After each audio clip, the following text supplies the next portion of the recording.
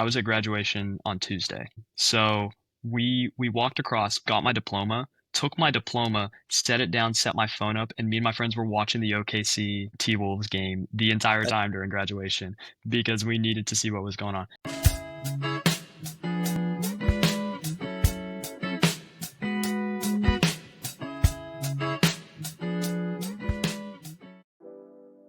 Hello, and welcome back to the Voice for You podcast, where we empower the leaders of today and tomorrow.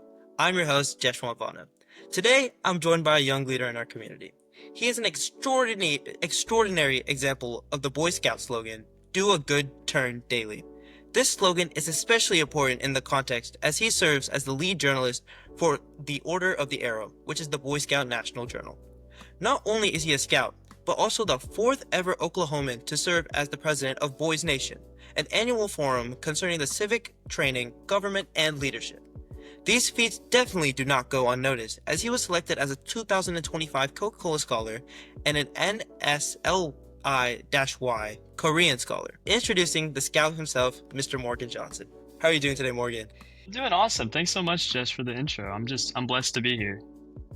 I'm blessed that you're here. First off, thank you so much for agreeing to do the interview. You know, it's not every day where you get a random DM from a stranger with a podcast that's not super big asking to do a interview. But, you know, you're also a podcaster. So I most likely am assured that you do understand the struggle behind, you know, networking and stuff. But I do really appreciate you coming on the show, man. Yeah, I mean, I'm really blessed to be here too. Like it's just those things, like the people who have the intuition and the drive to reach out and make stuff happen. Like those are the people that we need to see more of. And so it's really great to see folks like you doing stuff like this. Thank you. Okay, so to begin this interview, tell me a little bit about yourself, your hobbies, your passions, and who you are as a person. Well, like Jess said earlier, my name's Morgan. I'm a recently graduated senior from Wagner High School in Wagner, Oklahoma, and I'm currently committed to Harvard College, class of 2029, to study government and economics in the pre-law track. So really blessed to be in the position I am. I'm a big outdoors guy, like you said. I'm an Eagle Scout, so love hiking, backpacking, things like that when I have some free time. But I also love staying busy, so I don't have a lot of free time. So I do a variety of activities. In high school, I was involved in trivia bowl, band, jazz band, NHS, just a variety of school clubs, as well as working with the American Legion and their Boys State and Boys Nation programs, where I was elected to the office of president, which was a really great honor, one of the coolest things I've ever had the chance to do. And kind of looking toward the future, I want to be a lawyer. My mom's a lawyer. She works in family law, so that's a practice of law that, you know, people never really thank for, but just the kind of work and the drive and dedication that she had really inspired me, as well as some of the situations that people in my community face from both individual aspects and then policy-wide failures. And so getting in the political field or the law practicing field is something I want to do to just make a small impact on both rural communities like mine, as well as, you know, folks from Oklahoma and all over the country. So I don't know where I see myself yet in 20 years, but I'm hoping it is in a situation where I'm able to make stuff better for people. You mean no one can ever guess in 20 years where you're gonna be. If I asked myself like 10 years ago where I'm gonna be now, I would have told you nothing that's going on in my life right now. So no one can really predict the future, but you can always, like you said, you can always set yourself up. It's amazing that you have a family of lawyers, as your mom is a lawyer. So that's great that you want to, you know, keep that going while also pursuing, you know, that field of government at Harvard, which would lead to my next question. But before that, we got to take things a little bit slower, you know, more lighthearted before we get to the hard hitting question. So in your opinion, what cuisine would best define you as a person? That's a good question. Define me as a person? That's different than like my favorite cuisine. Okay, what's your favorite cuisine? My favorite's Cajun. I went to New Orleans for this conference with the American Legion, and let me tell you, it's my first time in Louisiana in a fat minute, and the cuisine knocked me out of the park. We went to a different restaurant every night, and oh my gosh, like I'm usually not a spice person, but the way they mix the flavors in Louisiana, like I would let my mouth burn every time for that. Was it stuff. New Orleans or? Yeah, I was in New Orleans. Okay. Yeah, you know, New Orleans gets crazy down there at like Dude, It's yes. definitely a different vibe. Bro, we Yeah. went on Bourbon Street, which don't go on Bourbon Street unless you're ready. It was so much fun. That's one of the cities, I think, New York being another one, that just like the culture of it is so cool to me. Just like you can, like anybody in the world can just see a picture from New Orleans and be like, that's New Orleans. But back to your question, I feel like, what defines me? I really like Chinese food. That's my favorite cuisine. Like that Really? and Indian are like tied. What about You know, Chinese food do you like? Chinese, that's my go-to spot whenever like is my parents ever like they always ask me like where do you want to go for your birthday every Mm, single time. Chinese buffet.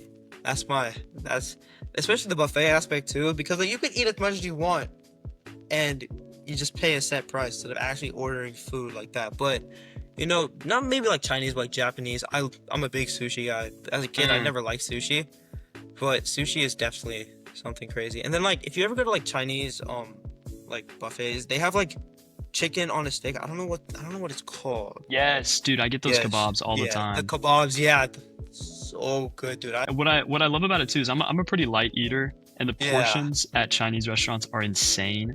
And so I'll yeah. get like a $10 lunch, and it's like 2 days worth of food for me. And I'm I like, mean, this is that's the awesome. benefits of being a light eater, dude. Yeah, I cannot say the same. When I eat, dude.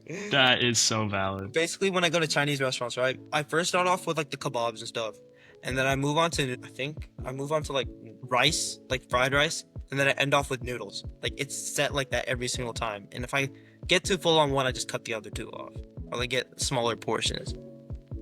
Yeah, I think the only reason that I'm still skinny is the fact that the local Chipotle and Panda are 40 minutes away. So, yeah, I Yeah. have to hike every time I want to be a big bag, so Hey, that's it far. keeps me Oh, on my oh. toes. Yeah. I'm from a really small town, so we don't have a lot of the classic food. So some of my favorite stuff like Chipotle, Crumble, Panda, Dude, is I'm up in telling you. Tulsa, which is a little ways from me. Oh yeah, I'm telling you, crumble is amazing. Don't get me wrong, but if you have it, because me and my friends like first semester, what we did every week the new crumble flavor drops on Monday, right? Yeah. Right after school, every week we go to Crumble, we try the new flavors. After like 7 or 8 weeks, that it gets because It it's starts so to much. blend together. Yeah. Yeah, it's so much sugar. It just feels hmm unhealthy at some point. And you just like, and then like you take one bite and you're just full, like, because it's that sugar loaded. Like you already like feel like sick and Yeah, stuff. and like the cookies are so big too. So you have to eat them with friends. No, Cause like yeah, the you first time do. I had crumble, I had this like snickerdoodle cookie, which was really good, but I ate the whole thing because I was like, this is so good. And then spent that whole night Right, hurling. So it's way too exactly. much sugar. It's So it's like, so big, so much sugar packed into like a cookie like that big. yes, dude, Like, god dang, dude. it's a fight. It's definitely. All right. So, like you did mention earlier, as a senior, you have graduated and you have committed to Harvard College. So, what about Harvard attracted you, to apply there, and what attracted you to commit to Harvard? So Obviously, the yeah, recognition is crazy there. Harvard Law, like, don't get me definitely. like L Woods. Come on, That's a really good question. So I applied to three schools: Harvard, the University of Tulsa, and Oklahoma State. go big or go home. Well, honestly, not really. I kind of knew, like Harvard had been my dream school for the longest time. I took an interest in some other schools like Columbia, and Duke, but I didn't end up going far with them, partially because the application fees are like $90. So I was like, Harvard's my dream. If I don't get in, then I'm fine going elsewhere. So I don't want to waste like $200 on random applications. But I really liked Harvard because I love the Boston area. I think Boston's the best place to be a college student in the world because you're in this localized area in Cambridge where it's like this nice suburb community that's quiet and college focused, but you can go out into the really big city. You're on the Northeast megapolis, so you're close to DC, New York, opportunities for internships and things like that. And then I've always just wanted to get out of Oklahoma too. Like I love this place; That's it's my fair. home forever. But lived in a small rural town my entire life, and a big city environment I think will help me grow too. Like I said, I'm really into politics and policy. Harvard's the best place in the world for things Yeah, like that. like definitely. And obviously the prestige played a factor. It was very affordable for me too. But I think a small part of it was just like from where I'm from, people don't do that. I'm the only kid from my school to go to Harvard, second kid to go to an Ivy League. There was one kid who wrestled for Cornell in the 90s. So there's just an Hot aspect of, shot. Hot shot. well, there's just this aspect of like, a lot of people think schools like that are for, wealthy urban Exactly. kids. Yeah. And I want to Yeah. show both my community and myself and people around that it's not. Like, anybody can do what their dreams are and make their dreams happen if they put the focus in it. I was lucky enough to be one of those people, but I hope that it sets a sort of precedent both for my school and just for, folks like me that, they can have dreams like that and shoot for them Definitely. and reach those stars. So it's like, it was just kind of a culmination of all my interests and dreams put into one school, and the political aspect of it too, what's been going on with the Trump administration. Yeah. I saw that today too. I was just about to ask you about that too. Yeah, I interviewed with CNN a little while back. One of the producers just sent me the story that came out about that, and it's insane. But I think that if I wanted to pick a school that is going to be my home, my community, both for 4 years and for life, I want it to be one that identifies and sides behind the independence of higher education from political entities like the Trump administration, who are trying to break it down for the purpose of power control as opposed to, legitimate criticisms, which there are some. Harvard is not a perfect school, but not what is going on right now. And so a school that stands up for that kind of thing and stands up for its students, both international and domestic, I think is something to be proud to call yourself an alumni of. So that's one of the things that influenced my decision. First off, everything you just said fits perfectly into the motto of this whole podcast. Showing other kids that you can be a leader wherever you are, whether you are from a good, wealthy, rich background or you're from a rural town. Everyone has a voice in this community, and you definitely just summed up perfectly what I am trying to get through with this podcast. So thank you so much. And also one more side thing. Obviously you're from Oklahoma. I assume that you are a fan of basketball. What are your thoughts on the Oklahoma City Thunder's playoff run so far? Dude. And Shai Gilgeous-Alexander winning NBA MVP this 3 days ago. Yes. Okay. So literally me and my friends, so I was at graduation on Tuesday. So we walked across, got my diploma, took my diploma, set it down, set my phone up, and me and my friends were watching the OKC T-Wolves game the entire time during graduation because we needed to see what was going on. I am so happy he won MVP. I think that the OKC Thunder is going all the way. Thunder in 6 against the Wolves. I think they're gonna probably play the Knicks, so that Pacers game was crazy. Yeah. Dude, Are you a Knicks fan or what? I'm a Bucks fan. I am a half Bucks, half Grizzlies fan because I am from Memphis. So yeah, Grizzlies sure. fan. Giannis has been a big part of who I am and just like my life. So I'm a big Bucks and Grizzlies fan. My little brother, he's obviously Grizzlies, but he's been big on the Thunder ever since Russell Westbrook days, and he's in 6th grade. So he's a big Thunder guy. I think the Thunder are like a perfect basketball team because they're young, they're hyper, they're engaged. I think that the story surrounding SGA as like a free throw merchant is so ridiculous to me because it's clear that you just do not like SGA. Exactly. Like, you are not saying that about Jalen Brunson, who plays half of his games just flailing himself into defenders. And I love Jalen Brunson, but like, NBA stars have crazy whistles, and the one time a player you don't like on a team you don't like starts getting good whistles, then you go crazy about it. So I'm like, SGA, I honestly, Jokic probably should have won MVP. He had a crazy season, but I'm really happy SGA won MVP. I think the Thunder are going to go all the way. I'm worried about Dallas next year getting Cooper Flag. So I don't know if we're going to, bro, it's when they got that pick, I was freaking out. I was like, scared. I'm scared for him too, because my dream school is Duke. So obviously I'm a big Duke basketball guy. And see, I don't know I don't know how to feel about him on the Mavs. I'll be honest, because I don't either. What ticks me off about it is there is no reason that Nico Harrison should be rewarded for his idiotic moves. Exactly. Like Luka Doncic. Bro traded Luka for Anthony Davis and a bucket of crowns, and he seriously gets rewarded with Cooper Flag for that. Was there like a pick added on?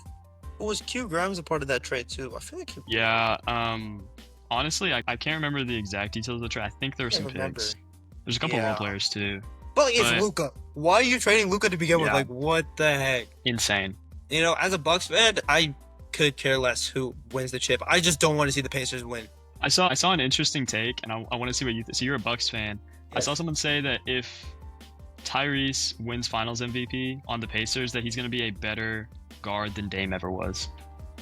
That's false. That's false. That's false. That's false, dude.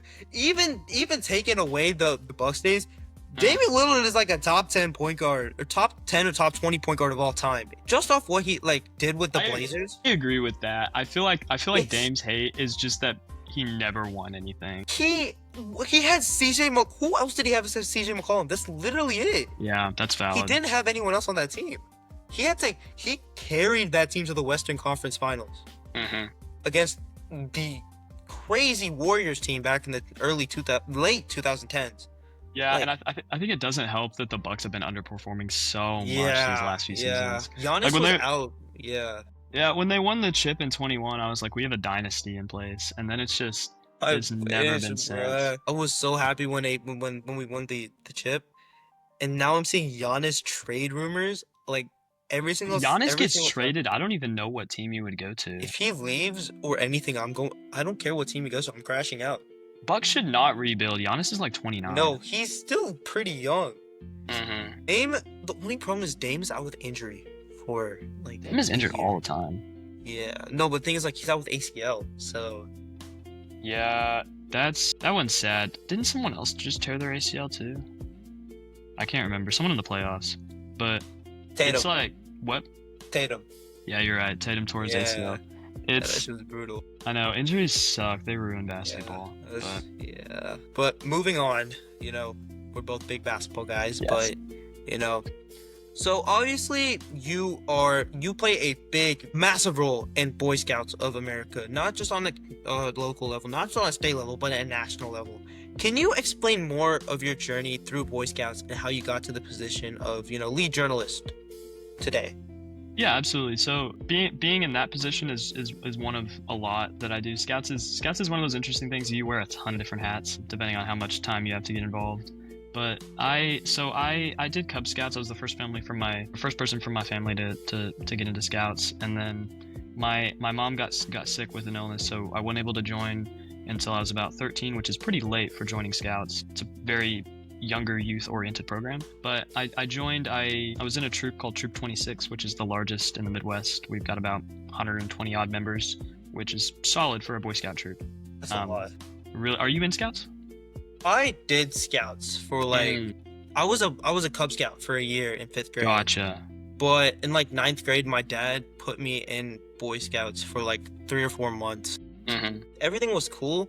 I just really didn't feel like I meshed with the people like well. I understand that. Yeah. Like the people in my opinion weren't as welcoming as I thought they would be, and it's just like I felt out of place. But I do definitely have immense respect for like Eagle Scouts like yourself and like the Eagle Scouts that were in my troop when I did do Boy Scouts. The amount of work that they've put in, the amount of stuff that they've done for the community. Like I remember one of the Eagle Scouts, we went to shooting range and set some stuff up for the local police department to help with that stuff. So definitely I have tremendous respect for all of you. I mean, I think it's the perfect youth program because it prepares you in every way imaginable to be successful in life. Yeah, definitely. How to network and build friendships and relationships. It teaches you that. Adult mentors have shaped the way that I've functioned in school. One of my greatest mentors is the CEO of a consulting company he started up. Another one of my mentors is the former administrator of NASA. One of them is a professor at a university teaching leadership philosophy, and one of them is a lieutenant general in the Army. So it's in the Air Force. So it's like it's knowing people like that and then being able to leverage those connections to further yourself. It's something that Scouts teaches you. It teaches you how to be civically minded and oriented and a level of respectful but realistic patriotism for your country, which I think is lost nowadays. Either you're so in love with the country that you're blinded by its many challenges and shortcomings, or you have an animosity towards our country that you can't appreciate the privileges you are given. And so it allows you to find a respectful medium in between those. It teaches you how to be basic practical skills: swimming, outdoors, first aid, personal management, handling your finances. Yeah. And it teaches you how to be a leader. Like I was very, very reserved going into scouts. I like to consider myself an introverted extrovert. Like I can turn on my introverted That's button and fair. go around and No, talk to everybody, but then like my ideal night is like a movie with some candles and some snacks, like yeah, with like one friend. that's me. That's Yeah. 100%. That's I'm not. I can be extroverted, Mm, but I don't mind sitting at home watching a movie too. Like there's some yeah. days I'm just like I want to go out, I want to go hang out with people, and and then there's other nights like I'm too tired for this. I No, just I want. feel that. I have a social battery and it runs out. Yeah, So I'm like, yeah. But to get back to your question, so I did a lot of leadership in the local unit. So, ran for patrol leader, which is a smaller group of boys in a scout troop, and managed that for a few months. Ran for senior patrol leader, so I ran the entire troop operation, planning program, things like that. And then from there, you know, opportunities like a small opportunity comes your way and that opens the way to big opportunities. So I give you an example of that. So I joined the Order of the Arrow, which is Scouting's National Honor Society, which has a variety of opportunities for both leadership and personal development in it. I went to our annual conclave, which is an annual meetup of scouts in a local section, which is made up of a large geographic area. So ours was Oklahoma and Eastern Arkansas. Went there, thought nothing of it. While I was there was an opportunity to run for section leadership. So you have 3 officers in your section running the statewide affairs. I ran for that, just why not? Ended up winning that, which is was a blessing. And then I've been doing that for the past 2 years. But then from there, somebody caught attention to some of the work I was doing on the statewide level, invited me to be a writer for the National Communications Committee for the entire OA on a national level. Was a writer there, produced some articles. People liked my work, recommended me to lead it, and then went through an application. Was offered to lead the the national written team for a while. So like just the biggest thing I've learned in scouts is one little opportunity can open doors to bigger ones. And yeah. like That's been. definitely. And it's like I my goal going into scouts was not to become the national lead journalist of the OA. Yeah, Not nowhere near. My goal was to get Eagle Scout and get the hell out. But like you find something, you love it, and then it opens doors to something you never would have thought open. And that's part of the reason I want to keep my career goals a little bit ambiguous for me personally. Is like, if I dead set my center on becoming a lawyer at like a big law firm or whatever, well then I'm gonna pass by all these opportunities that may be able to fulfill my life or help me do good work way better than that one narrow career I see myself as some 18-year-old kid.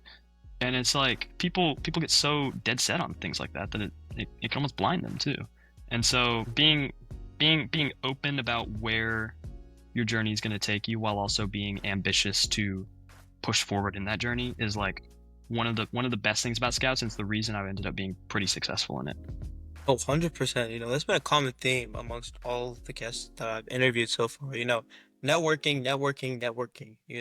Taking that small opportunity, making it to a bigger opportunity. That's definitely been a common theme amongst everyone that I have talked to. So obviously, like I've mentioned, I was a former Boy Scout for a little bit, and I Yeah. know reaching Eagle Scout is not only an honor, but shows the passion that you have for, Boy Scouts and your community. And at the end, to graduate as an Eagle Scout, you must do a community service to show your worth or your passion for Boy Scouts. So, if you don't mind sharing, what was your Eagle Scout project on? Yeah. So I actually grew up in a state park. My dad was the assistant manager there. It's called Sequoia State Park. And I Yeah, lived up on top of the golf course there. It was really fun. But anyway, I knew I wanted to kind of come back and do my Eagle project there to, repay the debt of gratitude I had there for opening me up to love of the outdoors. And so my project, after working with the team out there on what, was best needed done and in the moment, was we planted and replaced 23 trail signs across the Sequoia State Park trail system.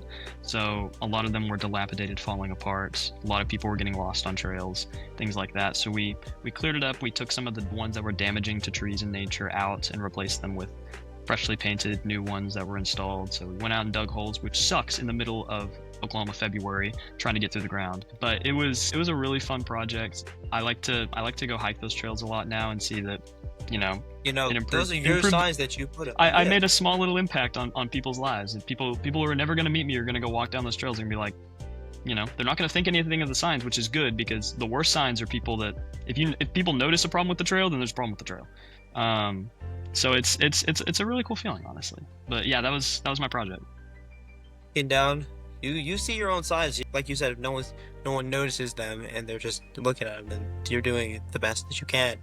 But yeah, definitely, making that impact. You obviously, did you contact the state park when you did this and all that too, or? Yeah, so I work with the park's recreation director, and basically said, I'm wanting to do my eco project here, but I don't want to just select the project for myself. I want to communicate with you and see what things are most pressing for the park, and what things that you think a volunteer team would be good and willing and physically able to put together as a improvement project for the park. And it's a different journey for a lot of people to get their eco projects. Some people find a thing and that clicks with them. Some people have a specific area that then they work with them and figuring out what's best for them.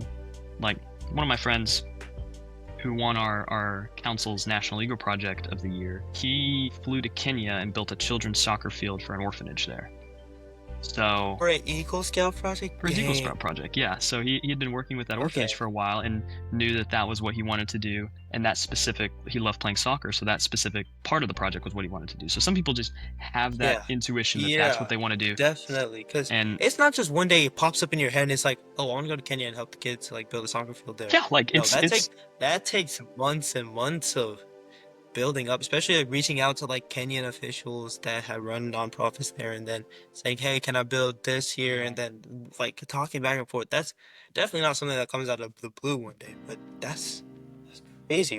definitely What? it's really inspiring to see other people's projects, and know that the best service doesn't come from like a title. Like, we're all Eagle Scouts. Like, all of us Yeah, are the exact same thing. You're not a gold Eagle Scout if you do a cooler project. exactly. But it's like everybody makes their own little unique impact on the Exactly. community. It So all it's impacts some community at the end of the day. yeah, it's cool to see. Like when I walk through that state park, usually I try to spot how many Eagle projects I can see. Usually it's around 10 to 15. You've got some benches there. You've got a kiosk with some nature stuff there. Someone made the nature stuff in there. You've got a trail that was built by Eagle Scouts there. Trail signs from me. So it's cool to literally see it all built up by this one little community. So I'm assuming that obviously with all these projects, Boy Scouts is a big part of just your community in general. I'm Well, assuming. it's actually interesting you say that. My community specifically, where I'm from, a town called Wagner, there's not really any Eagle Scout presence. I'm the first Eagle Scout in I think like 10 years or something from my high school. But I do scouting in Tulsa, so I drive out about an hour to my troop meetings and stuff, because the troops there are really great, and scouting is a really big presence there. So it's you see a lot more of a presence, and that presence spreads out, especially with Eagle projects and people finding niche areas to do theirs. So it's cool to see a community like that. Oklahoma, I know for sure. It's definitely when it comes to nature and stuff, it's definitely a beautiful place to be. So yeah, I definitely would think that Boy Scouting and just Boy Scouting in general is big, especially it's such a big nature area. That Yeah. definitely would be a big part of the community. Yeah. Yeah, absolutely. So not only did you serve as lead journalist for Boy Scouts, but you have joined company with Joe Davis, Jerome Lowridge, sorry if I did pronounce that wrong, and Rick Lamp Jr. as the fourth ever Oklahoman to serve as president for Boys Nation. You did mention in an interview that you did run for president to represent Oklahoma. But is there any personal reason or any deeper meaning that you would like to share with us for your intent to run as president? Oh, that's a fun question. If you don't know, Boys State and Nation is run by the American Legion. It's a week-long program in government civics where Boys State represents local and state levels of government. They select 2 kids each year to go to Boys Nation in Washington, D.C. to represent the federal level as members of the Boys Nation Senate. You write bills, pass legislation, visit people. We got to talk to Superintendent Gilland of West Point, as well as Vice President Kamala Harris, and a bunch of other really cool people. So crazy sick program. And one of the main things there is running for offices. So I ran for office in Oklahoma. I'll admit Oklahoma was definitely they tell you to run for offices, so I ran for offices. I ended up winning lieutenant governor of the state, so did a lot of really fun stuff with that. Like I was in our governor's office, and it's both really inspiring because the whole state of boys works together and puts on a very serious state government, where we were passing bills, legislation, working on environmental stuff, mental health. We just established a Department of Mental Health with all that kind of stuff. So that was really cool to see. There's also some silly parts. Our attorney general got kidnapped and held for ransom when we didn't give a city disaster funding. So we got slipped a photo under the governor's office of this dude like gagged, and it said like you have 24 hours. And so we had to, Tactics. Hey, if the tactics work, the tactics work. bro, we had to send the National Guard after him. It was crazy. Oh, but so like fun stuff like that. But then went to Nation. Nation was a lot more serious, so we did a lot of fun stuff there. Running for office is one of the really big things there. So 100 kids split into two parties, Nationalists and the Federalists. Each one picks a candidate, they debate, and then the whole group elects. About out of the 50, about 30 kids run for president on each side. So very, very tough to get through the primaries. I wanted to run for president there, partially because I love the boys at Oklahoma, wanted to represent them. When I ran, I didn't know if we ever had an Oklahoman president. So I wanted to show that, a small state like us who, we don't send kids to things like that at a rate that other states do, especially around us. Like, we don't have that many Coca-Cola scholars from Oklahoma. We were blessed with more than ever this year. We don't have that many Oklahomans going to Harvard. We don't have that many Oklahomans involved in national level politics. And so I wanted to run to do that. There was a level of personal ambition to it too. Like, I wanted to do the very best I can because I some people, when they went, they're like, I'm going to run for vice president because I think the president one's going to be too hard to win. Exactly, and I knew that if I did that, then I would never, let that get out of my head, because I did that at Boise State. So I ran for lieutenant governor instead of running for governor because I didn't think that I could do it. I thought I'd get creamed in the government primaries. Ended up winning lieutenant governor pretty easily. People said I should have ran for governor. And so I was like, well, dang, that, you should have told me earlier, dude. Like, I what? I should have had more confidence in myself. And so if I didn't go to Nation and give 110%, then, I would have been ticked at myself. And, Exactly. the thing about it is, like, if I may win. I ended up winning, which was a blessing. I could go and lose, and well, then I know I put my all into it, and so who cares? I'm still a senator of Boys Nation. There's 100 kids in the country who got that, so like pretty sick thing. So it was just a combination of those things, and the people there really inspired me. I had a roommate. His name's Marco Getchell, the nicest person I've ever met. He's going to Yale now, so that's kind of cool roommate thing. It's really close, so you can always meet up with him too. Yeah, he picked a kind of a safety school, but it's whatever. But he encouraged me to run when I really wasn't feeling it, and ended up going all the way. So it really does take a village, and Definitely. blessed to be where I am. Definitely. I know our Tennessee Boys State is supposed to be happening next week. One of my close friends is going to Boys State next week. Are you not going? I did. I'll be dead honest. When I heard about Boys State, like, don't take offense as the president, obviously. Sure. No, I get it. I thought it was a scam because the way they sent it out was like so like weird and just like off-putting. They said no details or anything. Just said if you're interested in Boys State, click Boys State, click here. Like, that's definitely one of like a deep regret that I have. Like, if I knew more, if I like met all of y'all before and like heard about Boys State before, then I would have definitely like done it before. But thankfully I have a younger brother. I can tell him all this too. Like, I don't have any older siblings to like pass on this information to me and stuff. But yeah, but I know our Tennessee Boys State is next week. He will be going representing our high school in Collierville, Tennessee, which is where I'm from. It's like a little town outside of Memphis. Outside of Memphis, yeah. Well, that's awesome. Tell him I wish him the best of luck there. And I think he was telling me about like him going to Boys State. I was like, actually, I'm supposed to be interviewing the president of Boys Nation tomorrow. So he was like, oh shoot. I was like, yeah. Oh, that's so cool. But yeah, I mean, that's the thing about it. I'm pretty much an only child when it comes to this. I've got one brother who's 28 and pretty removed from that high school process. Went into scholars, all this fancy programs and stuff like that.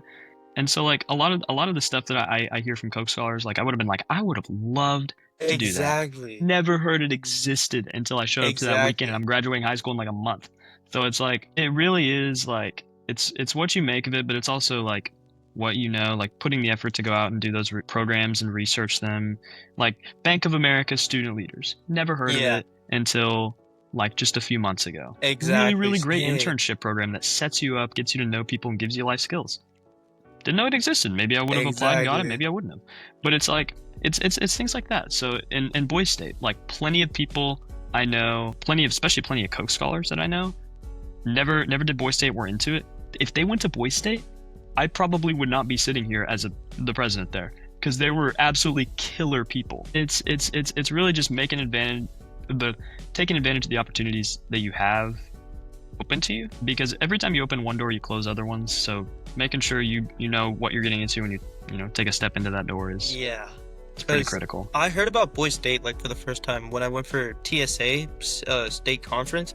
A lot of the guys that were saying Boise State, I'm pretty sure one of the people there, national vice president, is a senator Yuk from Patel. Tennessee. Yeah, Yuk Patel. He was national vice president. One of my friends is like really, really tight with him because he's currently the Tennessee TSA state president. So obviously gonna have the connection with Yuk. But I kept hearing Boise State, Boise State, Boise State. I was like, I remember hearing about the ones, but I didn't, hear more. And that's one thing that personally with these interviews, I believe I'm getting out, because talking to all of y'all and the accomplishments that y'all have had, that opens my eye for me, and also, the audience members and like younger people, it opens their eye to extracurriculars and stuff like that.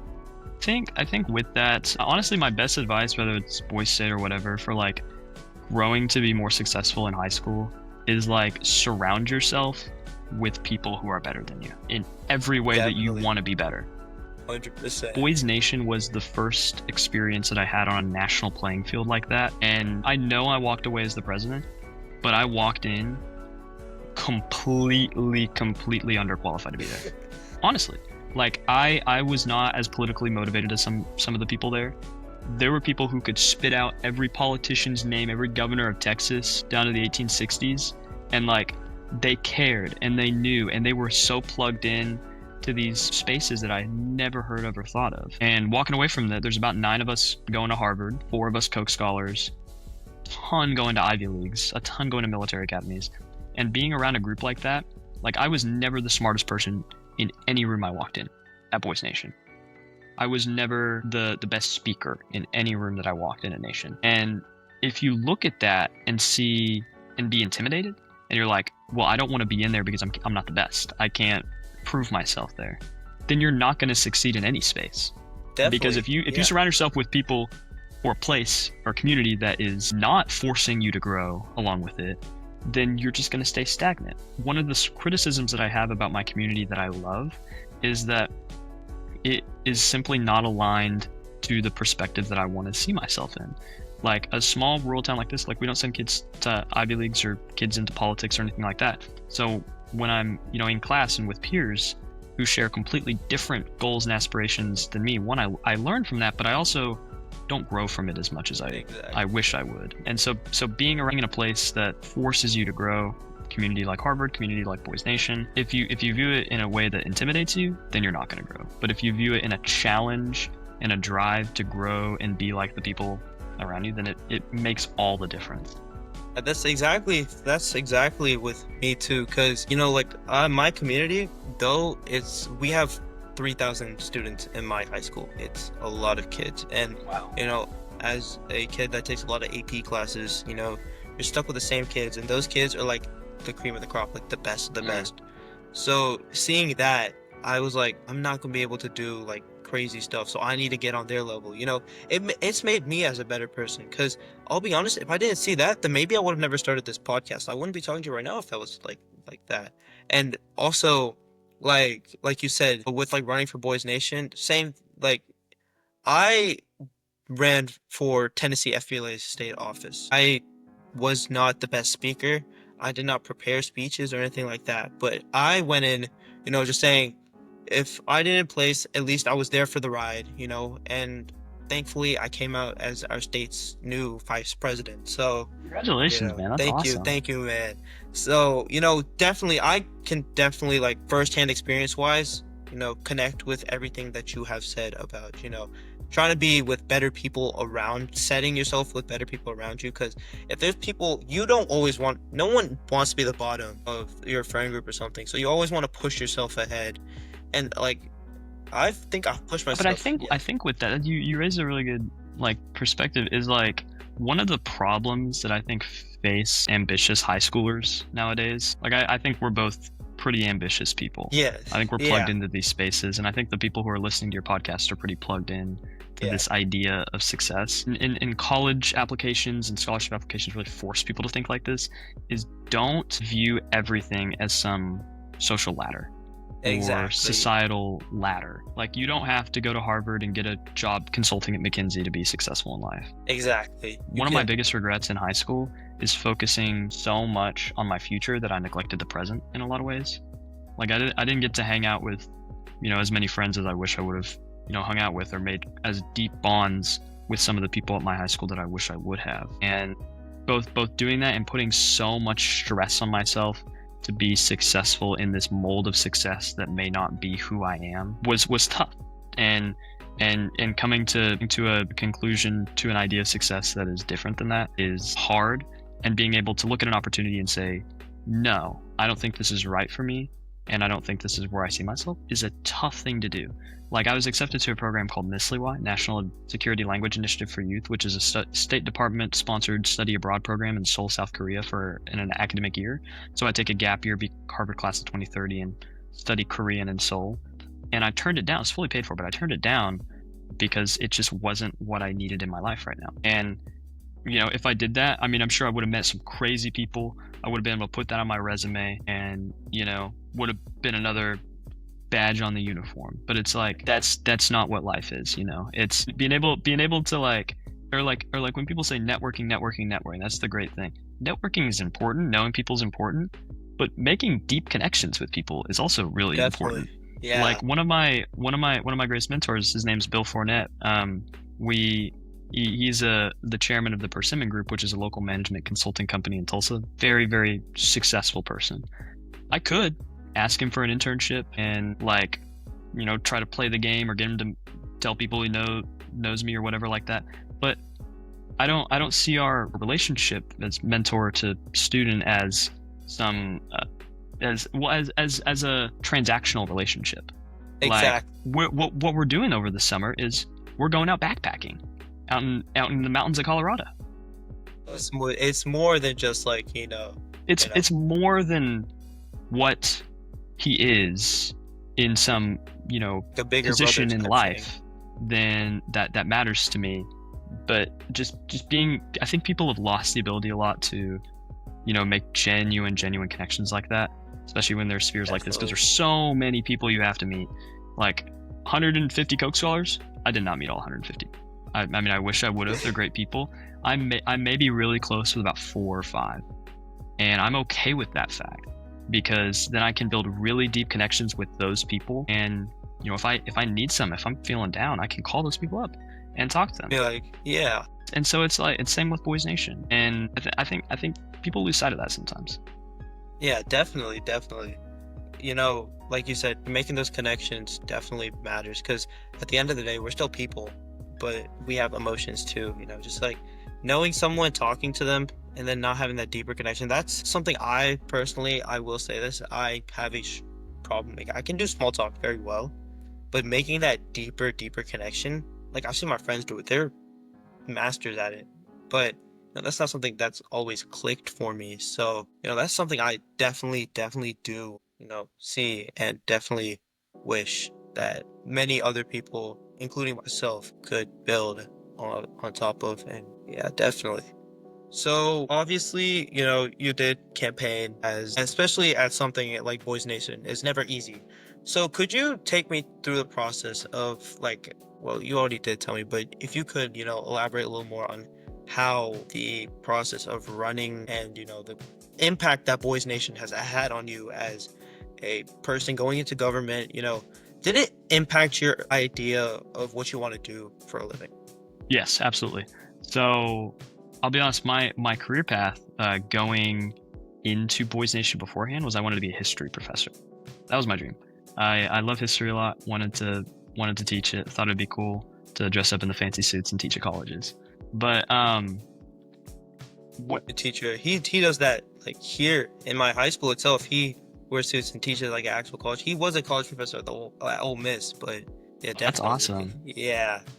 Yeah, so it's like, but going into Nation really like fundamentally shifted my idea of what I wanted to do with my life. So when you get there, the election process works like this. So you got the 100 kids from the 50 boy states. So they're split into two groups, one person from each state in each party, the Nationalists and the Federalists. Initially, there's four big elections that happen: president, vice president are the two really big ones. But then there's also secretary of the Senate and president pro tempore of the Senate. Those happen at the very start, and like a big Senate-wide election, so everybody gets up, gives their little stump speech, and then we vote down more speeches until one person gets up. It's kind of similar with Nation. So you have your party conventions, which basically is they shove everybody in the party in a room, and you don't get out until you have your nominees. So the way it works is you put together a couple of committees. There's a platform committee and a rules committee. So the platform committee decides what actual policy does our party want to be built upon, because these are completely fabricated parties from the beginning. So, but we actually want to, make a legitimate platform with this. And so we look at, the economy. How do we want to manage regulatory policy and financial policy? We look at social issues. How do we want to take a stance on abortion, on transgender rights, on DEI or whatever it is, on immigration? And so that group of 5 to 10 kids starts hammering that out. There's another group called the Rules Committee who basically decide, how does this party want to specifically decide its candidates? How do we want to handle our primaries? One of the parties had it where a couple of speeches got down to 4 people and then they did a debate. Another party just did speeches and then some social time where you could talk to everybody, like a happy hour kind of thing, and then more speeches until it was down to just one. And so that part depends, and then you kind of decide, do you want to run? What's the field looking like? There's a bit of little politicking with it, like make friends who are going to campaign for you good. There's different sections, Yeah, which are basically the definitely. floors that you sleep on. So ours was Madison section. There's Adams, Jefferson, and Washington too. And so the Madison guys were like, we want to get a Madison guy as our nominee. So us, 4 of the Madison guys who were planning on running, we got together. We basically like, we kind of had a conversation. We decided that I would be the one to run from the party or from our section, and then all of our section votes went towards me, so that helped me through the primaries. But then also like there's levels of unfortunate politicking that has to go through it. So like we did that. I had friends who I had talked to a lot beforehand who were like, I'll endorse you for vice president if you help get me to the presidential nominee. So help him, and then his friends endorsed through me, and then other people were doing the exact same thing. So it came down to like 3 people: a kid named Solomon from Alabama, a kid named Grayson from Kentucky.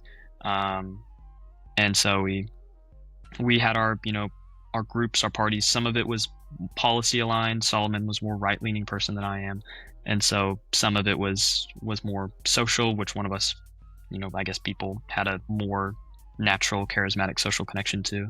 And so I ended up winning the nomination as a token of, I guess, appreciation for my rivals. When you get elected to the office of president Nation, one of the main things it's kind of funny. So they have this whole line of real fancy Boys Nation Senate with like your name tags and everything. The presidential Oval Office is shoved in the back corner on just like a white table that like you can't even do anything in, so you're just sitting back there. It's kind of lonely. But you get to appoint people, and so I appointed them as offices of their choosing, so like Chief Justice, Secretary of Transportation, things like that. Yes. But once it gets down to 2, that's the hardest game, because it goes from like 70 people who are running to 2. And now you have And to then make this like it's like Trump and yeah, Biden. Like they both are like good off field, but like when you get on the battleground, then y'all aren't friends anymore. Like, yeah. oh yeah, the other kid's name was Xavier Sims. Amazing guy. He is such a kind person. But we put together a campaign team. So I had a campaign manager who made like Instagram accounts, printed out things. We took it very seriously. Like we literally assigned people to sit at lunch tables to casually get people to vote for me, like things like that. So it's a little crazy. But then we also had a big debate. So a real fancy presidential debate, legit questions, things about the economy, social policy, veterans affairs, affordable housing, things like that. And so I at the time was not as knowledgeable on policy at least able to express it as I probably should have been. So we stayed up to like 3 a.m. with some of the national level policy debate guys, and we're like hammering me on questions and stuff, trying to Dedication. make me better. So I was stressing out. That was probably the most stressful like 3 days of my life running for president. But we went, we had it. I was pretty successful there. It's live streamed somewhere if you want to watch me bumble around for 90 minutes. I'll But definitely check that out for sure, yeah, dude. sure. But Definitely. I ended up being successful in the elections, and I'm here where I am. But I think that experience, both nation running for office, but then also being elected president, really fundamentally changed the direction I was going in my life. I think for the better. Like in all honesty, like I worked really hard in high school. I have a pretty resume that I'm proud of. But if I did not, get to the office of president of Boys Nation, I probably would not be going to the school I'm going to, and I probably would not be a Coke scholar that you'd be talking to now. So it really did change the game and open doors for me, both in my own Definitely. self-confidence, but also, my career and just the opportunities that something like that opens up. It did change the game. Yeah, everything, and a big philosophy of mine is that everything happens for a reason. So, you getting president, you standing here is off your hard work and just fate in general, That's something I really, really Yeah. do believe in. Yeah. But I think the part that helps me push myself forward a little bit is, I understand the natural coincidence of it all. Like of the 70 folks that ran for president of the nation, 70 were qualified to be president. Exactly. Yeah. 70 would have been outstanding presidents, and through some natural level of luck, I ended up getting there. And some of it was my hard work, but some of it wasn't. It was and being able to appreciate that luck and capitalize on it. Like, I'm here this far. Some of it's my hard work, but some of it's just fate put me here. And so Exactly. Yeah. why not make the absolute best of the fate that's been given me here? So it's a bit of a chip on my That's the shoulder. spirit. Yeah, that's definitely the spirit, man. That's definitely the spirit. So not only are you, a policymaker, president of Boys Nation, a Boy Scout, you're also very academically gifted, a part of your Quiz Bowl team at your school. I do Knowledge Bowl. It's the same thing as Quiz Bowl, except we have this tournament in Memphis in our local news channel called Knowledge Bowl. So we call it Knowledge Bowl here. So I know each person has their main. So what is your main on topics for Quiz Bowl? So I scored like maybe like I averaged like 120 points a game my senior year. So I kind of did everything, but my main things were like literature, history, and then sports. So Yes. those are my main things. I love little niche things. Like, I try to be pretty expert level knowledge on all the presidents, all the Yeah, US presidents. definitely. So love trivia about that. Mythology, like Greek mythology, love that kind of stuff. But like basically, so our whole thing was like we got packets, and then we studied the packets of terms and then practice questions a bunch. So I would run back and forth through like famous authors of books and historical No, dates and things like that, and trust me, the kids at my school, exact same stuff. such Like, a I'm grind. telling you, literature and history are probably the two heaviest stuff when it comes to Quiz Bowl in They're general. tough. Yeah, they're And really you tough. being tough at both of them, like, that makes you a powerhouse, man. Like, you don't understand. That's like powerhouse material right there. Man, it was a fight. It was literally so many nights. Like my mom would we'd spend like 4 hours. My mom would just read questions over and over, and it picks up after a while. And part of it was love of Yeah. the game, but part of it was we had a pretty successful team. Well, it's so we won the state championship my freshman year, and then we've been runner up the past 3 straight years. So I like to say that we're the Buffalo Bills of academic team. Just could not go back. But it was a blessing. I'm gonna miss academic team a lot. I was thinking about doing Quiz Bowl in college at Harvard, but I'm like, I will never leave my room if I do Yeah, Quiz that's Bowl at true. Harvard. Like, That's that's the true. sweatiest group of Yeah, kids it's ever. hard. It's Harvard too, so those kids are They're definitely smart. serious, yeah. But Yeah, they're serious about that. what about you? What are your I would topics? say my main is current events and sports, and I do a little bit of history and sports. I didn't take A push like everyone else, so the A push kids are definitely ahead of me in the game. But without them and their A push, I was like ninth and 10th grade. I was very heavy on American history. Like, I could name you at least one thing that, like, I remember my friend. It was an AP Chem after the AP Chem exam. They were studying for A push. He was trying to memorize all the presidents. I was like, I know this president. I know what he did. And for like each and every single one. It's just that I didn't, take A push because I wasn't trying to stress myself out because I was always taking chem, I was taking Mhm. calc, I was taking physics. That's already brutal itself. Whenever I tell someone my schedule, it's like, why are you doing that to yourself? Like it's definitely was brutal, but yeah, I would say, especially sports. Like if there's ever a basketball, I remember one time at practice, I had to go out of the classroom because my mom called me, and then Mhm. there was a question, and at the very end was like, name this mountain named which is the name of the first pick in the 2019 NBA draft. I stepped out of my room, stepped out of the room, Yeah, and like I knew the answer immediately, and then my coach goes, "Where's Jesh when we need him?" I bro. sprint right back in. I sprint right back into the room. I grab one of my friend's buzzers. I go Zion because it was Zion Yeah, Zion Williamson. Williamson. Yeah. Yeah, yeah. So basketball is definitely something heavy on. I'm heavy on, and then like football, I've gotten to football more recently, but I still need to like pick up on more baseball stuff because my coach is like Oh, heavy, I suck heavy at on baseball. baseball. Yeah, I'm so Yeah, bad. I'm not good at baseball. My brother's like a baseball player, but like, Baseball's a board game, dude. It does not count. yeah, I'll be honest, it takes a long time to watch. But That's like, valid. Yeah. I know. Remember one time where there was this one question on Luke Longley, like, or I think it was Luke Longley. It mentioned Luke Longley first sentence, and I powered right away saying Chicago Bulls, just Yeah. cause I've been a basketball head for my whole entire life since like Oh, that third is grade. so cool, dude. Yeah, and then Yeah, and football, I think obviously. one of the nice things about academic team, at least for me, was like my school. It's it's a small rural public school. It's about 100 kids in our class, and so honestly, I don't end up doing a lot of my learning from school classes. Yeah, Most of my classes are pretty light. That's also kind of a blessing and a curse because it helps me focus on other yeah, things. But then also I have to do all of my learning from personal research and exactly. Yeah, interest and endeavors. So academic team kind of forced me to adapt a really solid knowledge base on a lot of things. So it no, it's it it helped me grow a lot academically when I may not have done so otherwise. yeah, it's the same thing here too. Like we have a bunch of AP classes, but these kids like already know all this stuff Mm, beforehand because hmm. of Knowledgeable and Quizable and all that.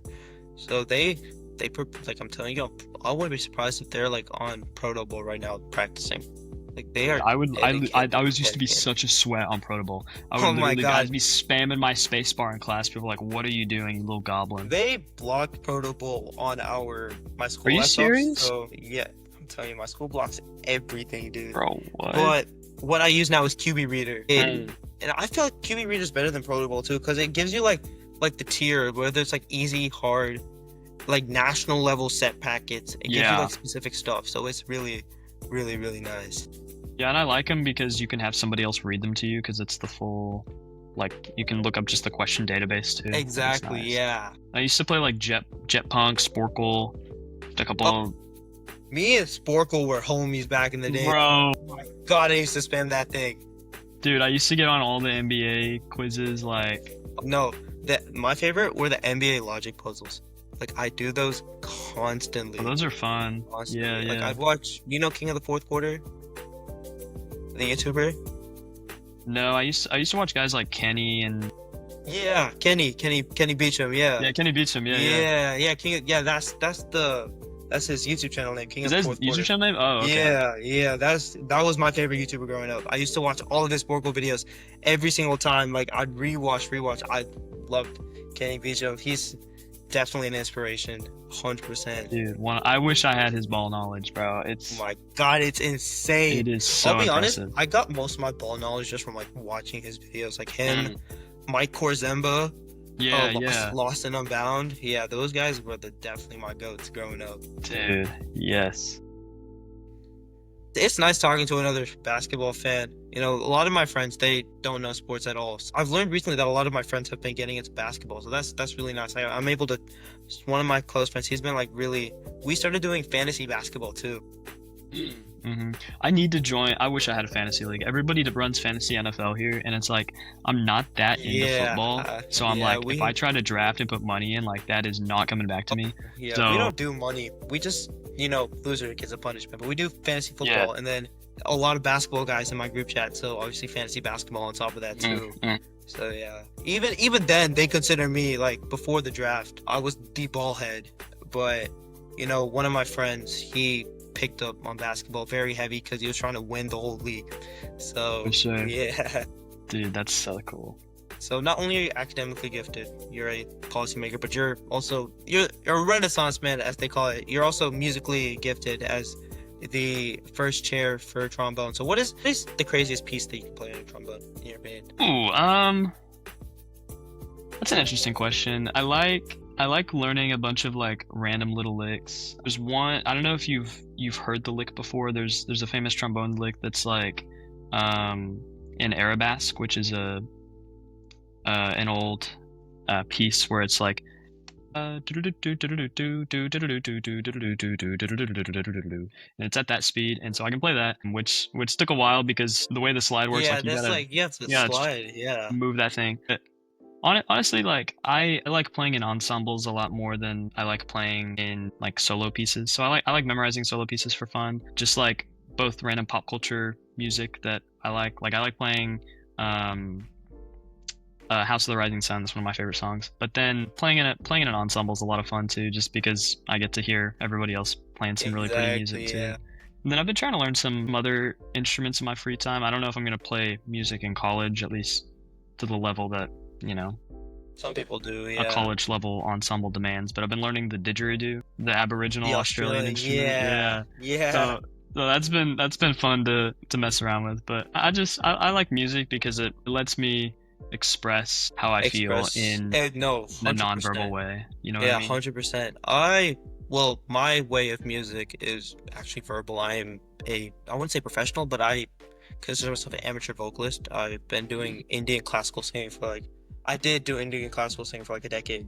Wow. So I sing just like by myself, in my Hmm. room. It brings me a sense of like peacefulness, whenever I'm feeling down, just like sitting with my piano, singing, learning something on my piano. I did do trumpet and drums for a little bit, not too long, but singing has definitely been my key and like, my outlet is music is for a lot of people. Yeah. It's an escape and a home at the same time. Oh, definitely, Yeah, definitely. that is so cool, man. Yeah. So obviously, with all of these accomplishments, you were awarded as a Coca-Cola Scholar. So how was your experience going to Georgia, meeting the rest of the Coca-Cola Scholars, and like what did you take away from all of that?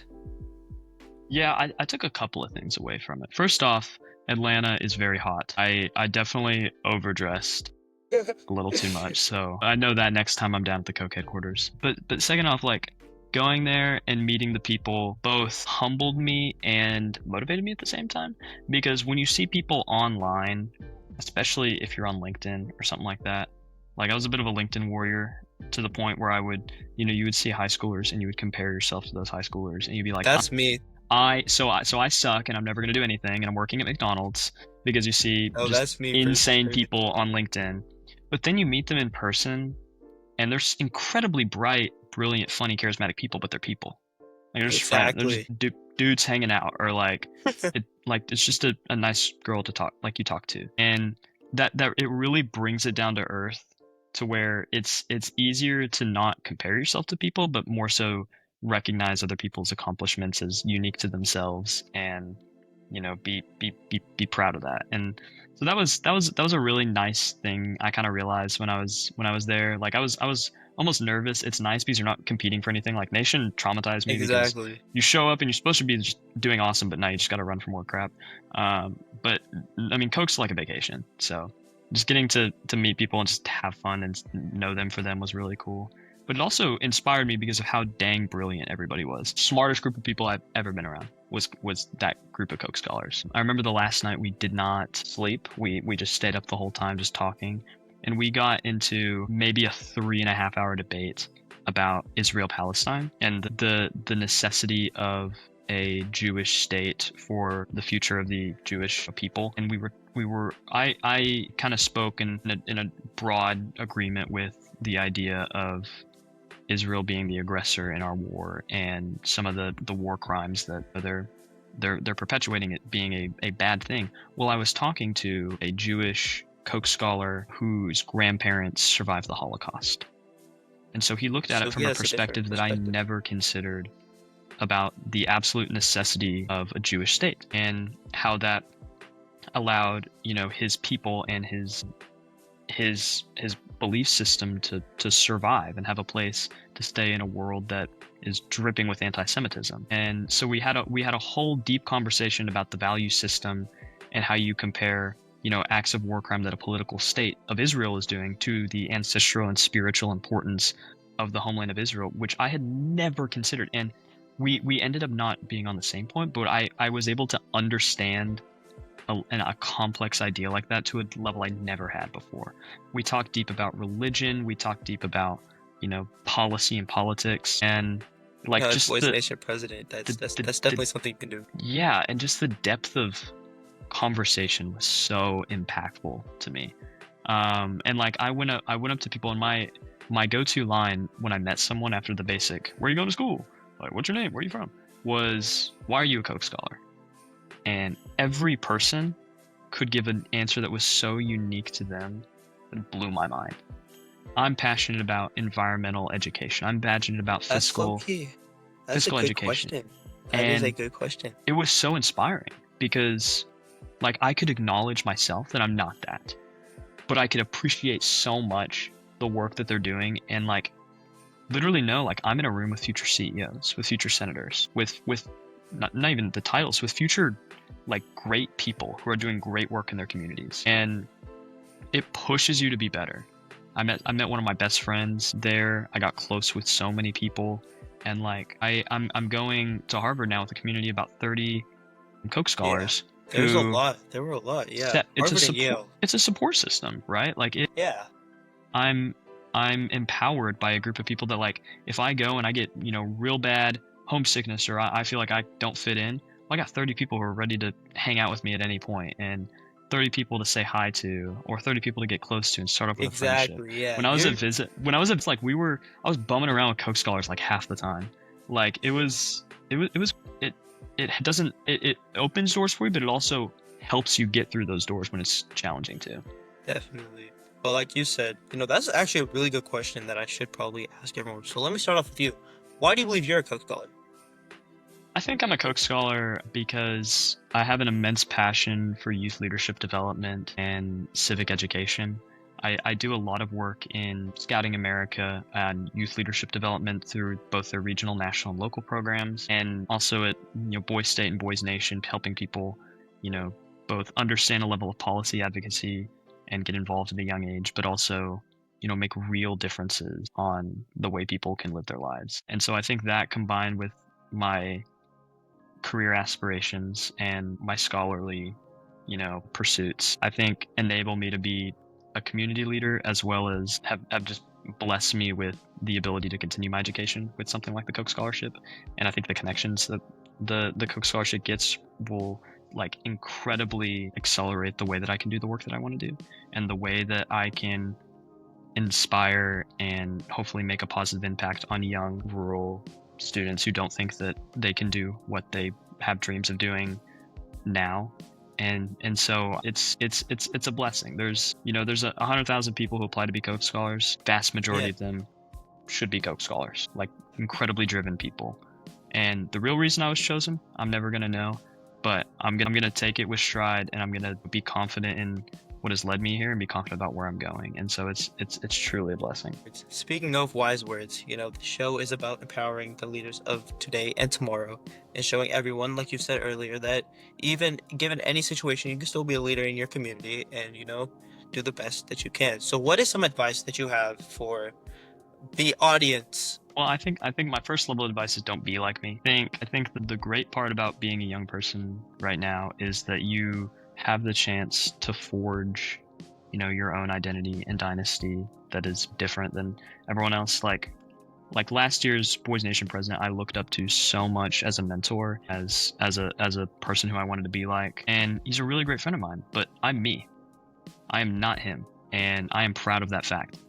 And I think understanding and building your own identity beyond just, college applications and seeing it as the destination as opposed to a step in your journey is a tough realization to come to for people. But I think once you do it, you're able to enable your own self-success so much more. Having a level of natural confidence in yourself, as well as understanding you're not binded by what your resume says or looks like. Some of the smartest people I know, some of the people I look up to the most successful people, aren't Koch scholars.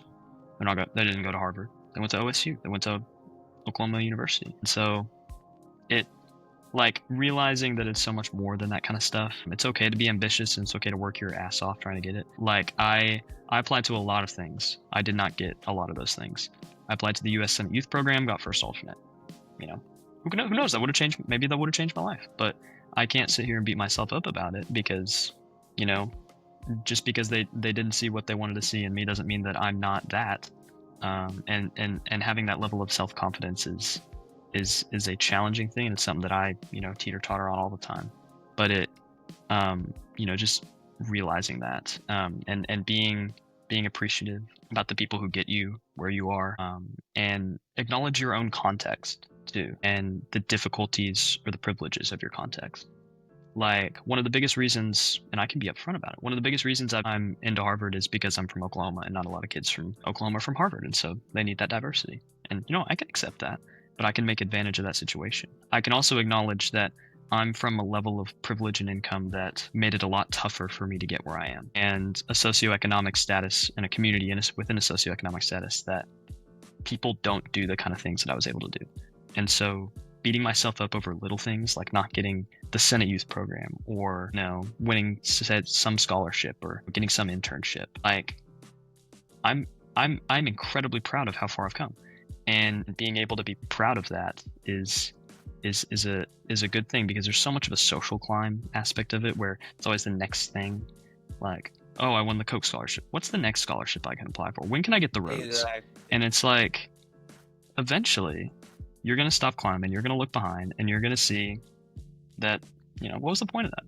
And so enjoying yourself a lot more, and being able to take personal time for yourself is good. But then and the last thing, and I know it's the basic advice, but genuinely do things that you care about and you're passionate about.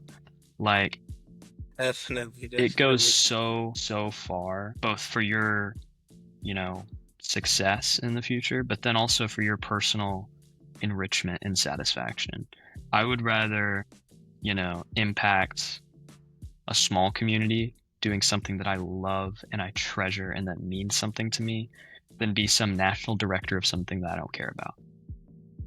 Definitely. And like, if you do really care about that national thing, go for it. But you don't have to start a nonprofit to make a difference. 100%. You can be a volunteer. Sometimes people need to learn how to be a follower just as much as they try to learn how to be a leader. And both skills are necessary. And so, just being okay with not always being at the top of something is a good thing, and it's all right. And so it, like, a combination of those things, and a combination of just accepting the fact that life sucks, college apps suck, and you just may not get there, and being okay with that and content with your own self-growth over the content of some admissions officer who reads your file for 7 minutes and thinks you're worthy. Who cares? And just you asked for advice on where to how to be where I am, and it's like, that's just live your life and do stuff you're passionate about. And if the doors open that where I was, like, I never thought Boy State or Nation would be my thing, and it changed my whole life. Boy State and Nation may not change your life, it may just be another thing, but you'll find the thing that changes your life. And saying yes to things, being open to trying new things, like that sets you up. Definitely. Passion take you so far. If you're not passionate about something, then it feels more of a burden than actually doing the work. Like, if you're not passionate for something, a resume builder, then I wouldn't have had the enjoyment of seeing all of y'all reach back out to me, and getting to talk to all of y'all one-on-one. I'm learning a lot, like, from y'all, and it helps me see more of the light. And as the audience member too, like, it helps all of us see that life gives us, like it's a corny proverb, but they say, if when life gives you lemons, you make lemonade. Yeah. Yeah, exactly. Life gives you stuff, you make the best out of it. Even if the situation is a tough situation, you can always make it to better yourself at the end of the day. Exactly. Yeah. It's a good way of But putting it. yeah, But thank you so much, Morgan, for joining the podcast. You know, it means a whole lot to me and to everybody. It means a whole lot to me that you did take a chance on me and, you know, came and joined me and talked about your successes and your life story. And for the audience, thank you so much for watching this episode. I hope you enjoyed. Remember, if you want more content, go check us out on Spotify and YouTube at Voice for You. Once again, thank you so much, Morgan, for joining the podcast. And once again, I am your host, Jeshwant Vana, and thank you for listening.